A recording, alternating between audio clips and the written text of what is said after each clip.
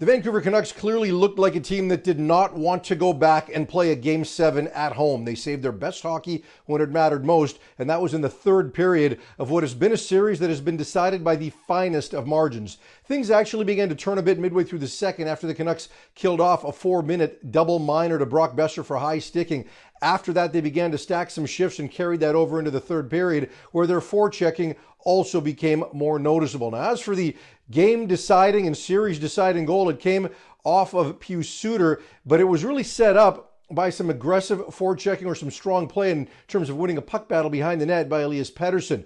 Now, the Canucks' new $1.6 million man really hasn't had a very good series, just 2 assists coming into this game, and he was facing all sorts of questions about where his game had gone, whether or not he was dealing with an injury, and he needed that moment. He'd spent so many times in this series losing puck battles, finding himself on the ice, but here he stayed strong, got the puck loose over to Brock Besser, who wound up finding Suter, who made no mistake and gave Vancouver a lead they wouldn't surrender. As for Suter, he's had so many scoring chances in this series, including a breathtaking one on a rebound early in this game, or I should say in the second period. He finally got things done. He took a puck to the mouth in Game 5 and said it's been a challenge to eat for him in the last 72 hours. He says not many steaks, a lot of liquid diets, given what he's dealing with the mouth, but certainly was smiling after this game. And going back to Pettersson and his struggles, I think a moment like that could really give him an opportunity to reset, have something positive for him going in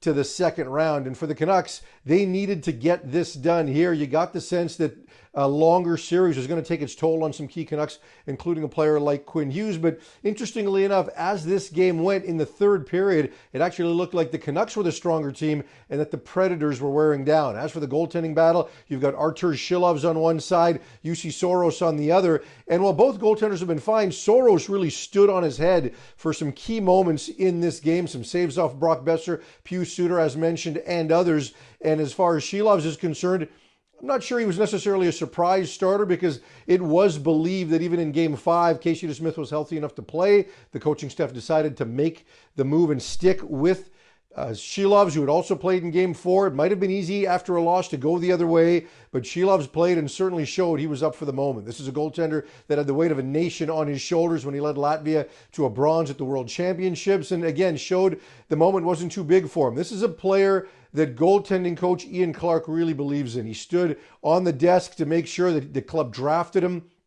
He's learned Clark's way of playing goal and just systems-wise, he really understands things. So I can only imagine if you had told him midway through the season that you would be the star of the first round of the series, where his head would have been at that point. And JT Miller really loosened things up for the team and the goaltender before the game. He wore a fairly loud pink paisley shirt to the arena this morning for the morning skate. JT Miller decided he was going to put that on top of his practice gear for the first part of that skate, eventually put on his regular gear. And, Shilovs was ribbed by his teammates for wearing that shirt, but certainly you got the sense it kind of loosened up the goaltender. Rick Tocchet didn't make his announcement as to who was going to start. You just knew based on the fact that Shilovs was the first off the ice this morning. But again, he played outstanding when his team needed him most, especially on that 6-on-4 power play with the goaltender pulled in the final minute of the game. Made a key save before eventually Tyler Myers blocked a key shot, and the Canucks were able to escape this game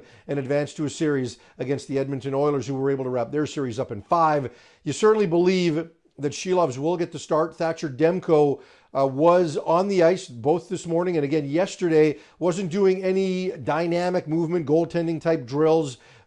Will he be available late in this series? Who knows? Might he be available in the conference final if the Canucks can get by? Who knows? But it certainly looks as though Shilovs is going to get the start here. As for the Canucks, they're going to need to find some more offensively.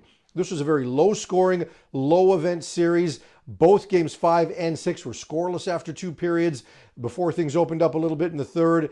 Vancouver is going to need more goals against Edmonton. There's simply no way around it. The goals in this series were 13-12 through 6 games. And coming into this game, the Canucks have generated the second fewest shots in NHL history through 5 games of a series, just 92. They wound up with a series high 29 shots in this game after a previous series high of just 27. Their penalty kill was exceptional in this series.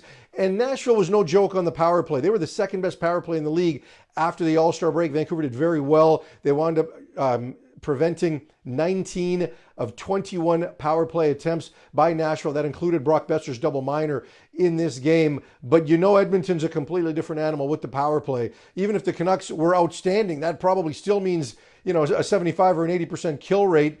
They're going to need to do some more because the Oilers are going to get some power play goals at some point in this series because of just how good their players are. Vancouver's going to need to find some ways to generate on the power play and to generate more offense 5-on-5. And it's going to have to happen from some line other than the JT Miller line. Because, when you look at this series and certainly Game 6, a vast majority of Vancouver scoring chances are generated by that line. Nobody else is doing anything. They're going to need to get a more balanced contribution from everybody. We've seen flashes from the Elias Lindholm, Garland, and Joshua line. They got the game-winning goal in Game 4 and played very well in Game 1. But overall, quiet in terms of scoring chances. They'll need more from them. Can this performance on that final goal alleviate or elevate Elias Pettersson's game so that he can do a little bit more? But Vancouver's going to need to find some more, both at 5-on-5 and with the man advantage. No power play opportunities for the Canucks in this game, so they're going to need a little bit more. As far as the regular season series against Edmonton, Vancouver won all 4. But of course, despite the fact that they outscored Edmonton 21-7 in those games, there's context because the first 3 games came in the first 4 weeks of the season.